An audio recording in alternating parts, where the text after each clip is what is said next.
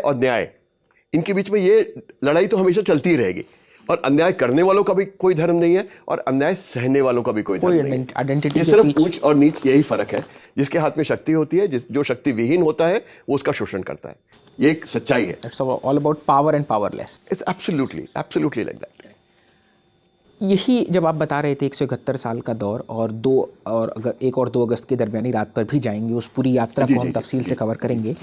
लेकिन क्या इस दौरान जब पूरे देश भर में अगर 1857 की क्रांति से लेकर के, गदर से लेकर के 1947 तक भी जाएं, तो 90 साल के टाइम पीरियड में क्या दादर और नगर हवेली में आज़ादी के लिए या लड़ाई के लिए कोई भी बिगुल नहीं फूका गया क्रांति के लिए? या क्या वहाँ पर इस तरह का कोई प्रोटेस्ट नहीं हो रहा था तब जब ब्रिटिशर्स के खिलाफ पूरे हर देश में मुहिम हो रही थी? और आज़ादी के बाद तक भी अगर थोड़े टाइम तक चले आएँ तो जैसा हम जूनागढ़ में देखते हैं, जैसा हम त्रावणकोर में देखते हैं, जैसा हम हैदराबाद में देखते हैं रजाकर्स के लिए, उस तरह का कोई एक्शन भारत सरकार, नेहरू प्रधानमंत्री जिस वक्त थे, पटेल साहब गृह मंत्री थे, इनकी तरफ से कोई एक्शन लिया गया क्या? तो ये दो धड़े में आप इसको बताएं। मैं बताता हूँ। देखिए, दादरा नगर हवेली को हमको बाकी पुर्तगाली ऑक्यूपाइड जो जगहें थी उनसे जोड़ना होगा, यानी गोवा, दमन एंड दीव, जिस पर भी उनका शासन था। गोवा, दमन, दीव के अंदर बहुत सारा कांग्रेस की तरह गोवा कांग्रेस थी वहाँ पे। और जिस तरह से हम कांग्रेस यहाँ पे अभियान चला रही थी शांतिपूर्ण तरीके से, उस तरह से गोवा में भी आज़ाद गोमांतक दल जो गोवा कांग्रेस थी वो एक अभियान चला रही थी। लेकिन पुर्तगालियों के साथ ये था कि पुर्तगाली इतने बर्बर थे, इतने ज़्यादा क्रूअल थे कि उनके खिलाफ जो असहयोग आंदोलन वगैरह थे ये कोई असर नहीं दिखा रहे थे। क्योंकि पुर्तगालियों की वो कहानी है, प्रभाकर सेनारी जो आज़ाद गोमांतक दल के बाद में सेनापति बने, वो 14 साल की उम्र में अपने स्कूल के बच्चों के साथ एक मोर्चे में भाग ले रहे थे। जब राम मनोहर लोहिया जी वहाँ आए थे और उनकी सभा थी, तो उस मोर्चे में भाग ले रहे थे। बच्चे सिर्फ राम मनोहर लोहिया जिंदाबाद का एक नारा लगाते हुए थोड़े से रास्ते पर जा रहे थे। पुर्तगालियों ने उनको हिप्पो लेदर बेल्ट से पीटा। हिप्पो लेदर की मोटी बेल्ट बनती थी, उसके आगे ब्रास के स्टड लगे रहते थे, उससे उन बच्चों को मारा। कांटे नुकीले से लगे होते थे, जिनसे उन बच्चों को मारा। उसे देखने के बाद प्रभाकर सेनारी जी के दिमाग में ये आया कि ये जो राज्यकर्ता है ये किसी तरह से असहयोग वगैरह से मानने वाले नहीं है, तो इनके खिलाफ हथियार उठाने पड़ेंगे। और गोवा कांग्रेस से एक हिस्सा टूट के बना जिसका नाम रखा गया आज़ाद गोमांतक दल। जिस तरह आप देखते हैं ना कि कांग्रेस में नेताजी और गांधी जी के बीच में फर्क आया। नेताजी ने चाहा कि हम हथियार उठाएं और गांधी जी ने कहा नहीं, असहयोग हिसाब से किया जाए। तो उसी तरह से इनमें भी फर्क आया।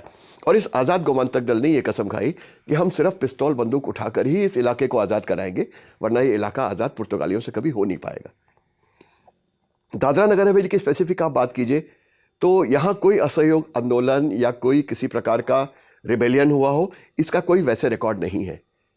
एक बार ऐसा ज़रूर हुआ था कि गोवा में सत्ता पलट हुआ था, पुर्तगाल के ओरिजिनल सत्ता पलट के साथ मैच करते हुए, और एक गोवनीज थे जिन्होंने अपना अधिकार वहां बनाया था वाइसरॉय के रूप में। उनकी भी सत्ता पलटी गई कुछ दिनों के अंदर अंदर ही, और वो भागकर दादरा नगर हवेली आए और उन्होंने इस इलाके को स्वतंत्र घोषित कर दिया। फिर उन्होंने कुछ जहाज लिए और उन जहाजों के साथ गोवा पर हमला किया, लेकिन वो हार गए और हारने के बाद कुछ ही महीनों में उनका शासन खत्म हो गया और जो एक थोड़ी सी आज़ादी की लौ जली थी दादरा नगर हवेली में, वो समाप्त हो गई। लेकिन इसके अलावा किसी प्रकार का कोई ऑर्गेनाइज रेजिस्टेंस हुआ हो ऐसा मेरे कहीं भी पढ़ने में नहीं आया। शायद इसलिए कि वहाँ के जो 80% पॉपुलेशन थी वो वर्लियों की और ट्राइबल लोगों की थी, और उनका मनोबल 173 साल की गुलामी के बाद पूरी तरह से टूट चुका था। तो कोई वहाँ हिम्मत ही नहीं करता था कि इन पुर्तगालियों के खिलाफ किसी प्रकार की आवाज़ उठाई जाए। द साइकोलॉजिकल फियर इतना ज़्यादा था, फियर साइकोसिस इनके अंदर, कि वो किसी प्रकार की आज़ादी के बारे में सोच ही नहीं रहे थे। उनके लिए शायद अगला खाना, अगली मार से बचना, अपने परिवार को बचाए रखना, ये इतना ज़रूरी था। मतलब survival was for existence. Freedom तो एक बहुत बड़ी और बहुत दूर की चीज़ है जिसके बारे में शायद उन्होंने कभी सोचा ही नहीं।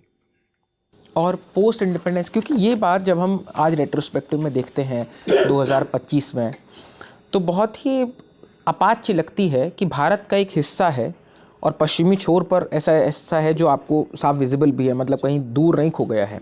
कच्छतीवू की तरह नहीं है कि बिल्कुल द्वीप एकदम श्रीलंका और भारत तमिलनाडु के बिल्कुल बीच में रखता हो।